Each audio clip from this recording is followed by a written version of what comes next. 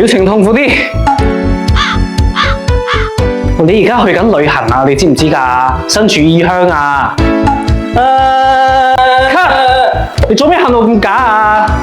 咁我想象唔到痛苦啊嘛，去旅遊係好開心噶嘛。你試下想像，你而家喺巴黎鐵塔下面想打卡，你撈緊空氣，你想揾路 Google Map 轉圈圈，嗰種絕望，嗰種空虛。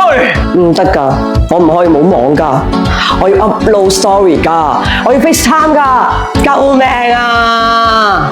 係啦，就係呢種感覺啊！呢個時候你需要啲咩啊？杯麵彈開啦你，錯係爽 WiFi。係喎，咁如果我有爽 WiFi，我咪可以一直笑咯。其實我係一個專業嘅爽 WiFi 租務員，如果你想租，揾我啦。咁你養唔養得起我啲 data 㗎？無限數據不能速，任你用啊！